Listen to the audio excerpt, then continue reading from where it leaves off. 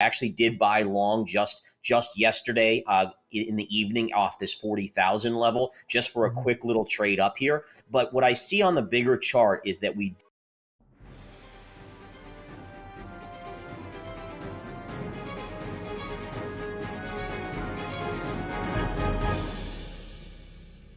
actually hit a Yep. very key level on Bitcoin, just piercing the 40,000 level. And I always Mhm. look at the charts and I say to myself, you know what? Are the charts hitting support here where you usually bounce with support? Does that Mhm. tell us that we might get maybe a number that's slightly better than the market anticipates? And sure enough, that's exactly what we got today. So then you're getting a small bounce in Bitcoin here. The equity markets are getting a small bounce. But again, I mean, let's be fair. The number is horrendous, right? I mean, Yeah. inflation 8.5%. But at the same time, the market was getting very nervous about maybe a 10 handle on the number. Mhm. So I'm in the camp where the Fed will raise as much as they can. My big feeling is that by the end of this year, and I'm guessing at least 4 or 5 times this year, and I know they're projecting 8. I just Yeah. worry that you're going to see the economy start to come to a screeching halt and Mhm. potentially head into recession. And again, I'm making a bold call saying that by the end of 2022, early 2023, we will see the economy into some sort of recessionary period. And I don't think the Fed will hike at that point once we get into a recession. This is the S&P 500, right? And if I zoom all the way out, going back to 2000 and kind of 12 down here, we can Mhm. clearly see that this was your longer range trend, right? Yep. And what you could see here is this was your COVID dip, and then this was the market on steroids where the Fed was printing as much money as they were.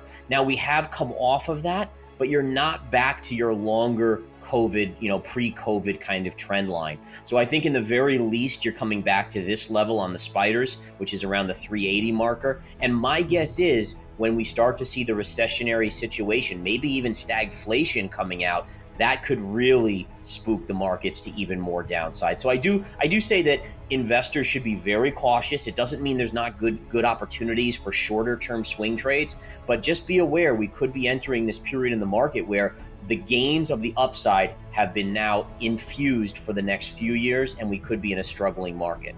So I think it's important for investors to still understand that Bitcoin is a risk asset, right? It trades almost tick for tick with the NASDAQ 100. It trades very similar to what Tesla does.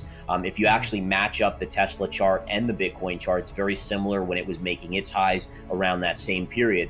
So I think we have to remember that if we're anticipating a scared market where we're scared of inflation, we're scared of recession, and the tech stocks do take a hit. In the near term, I do expect further downside in Bitcoin. Now, again, I am long. I actually did buy long just yesterday in the evening off this 40,000 level just for a Mhm. quick little trade up here. But what I see on the bigger chart is that we do have what's called a bear flag formation. Bear flag formation is essentially a big down move like we've seen here. So you can see this big down move, and then look at this kind of channel that we're stuck in.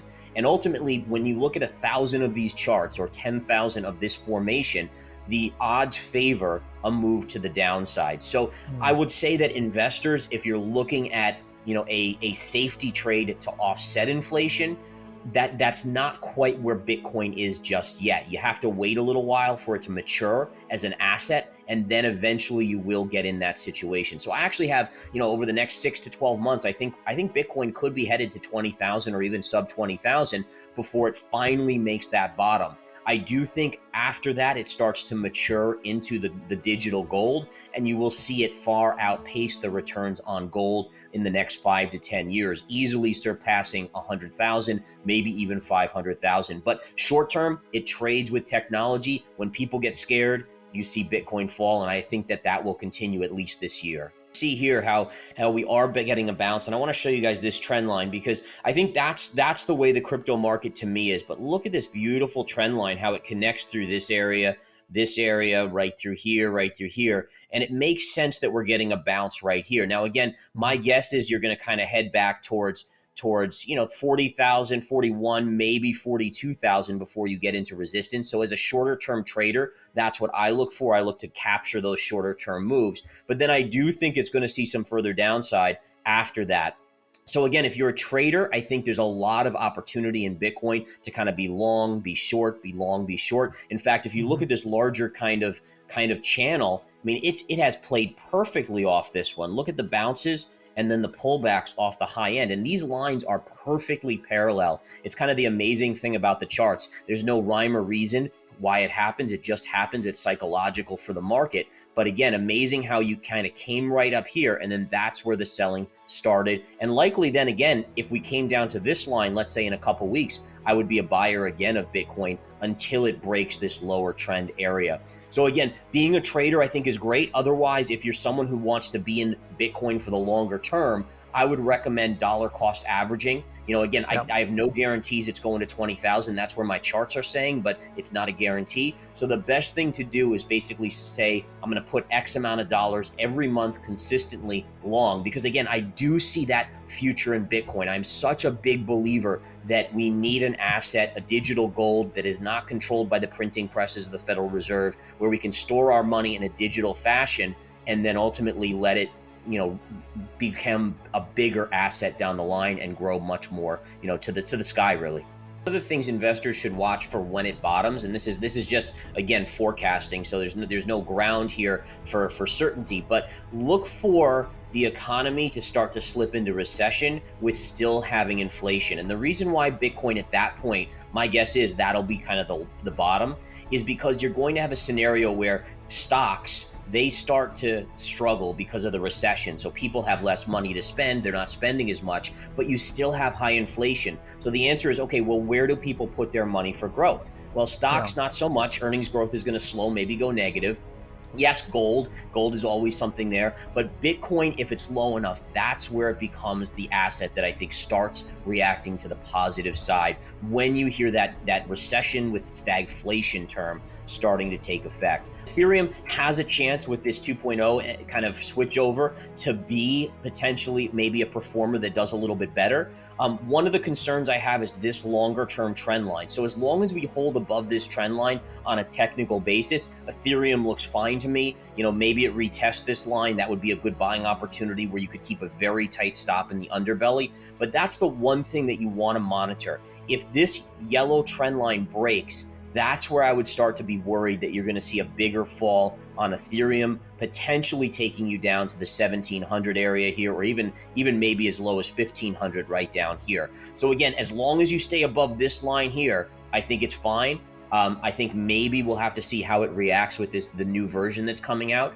There's obviously a use case for Ethereum. It's being used a ton now. I think that does give it quite a bit of value. But again, the charts to me are always paramount. They're always the thing that I'm going to pay attention to. So if that yellow line breaks, I'm going to run for cover.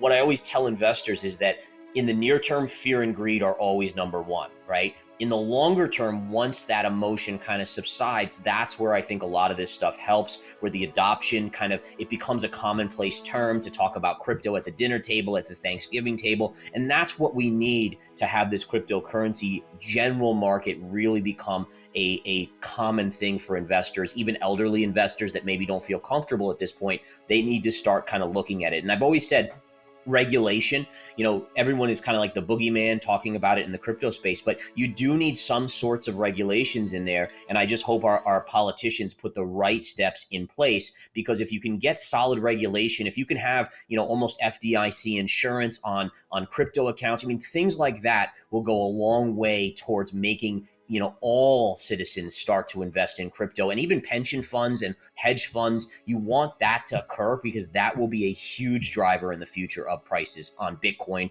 Ethereum, and many of these others.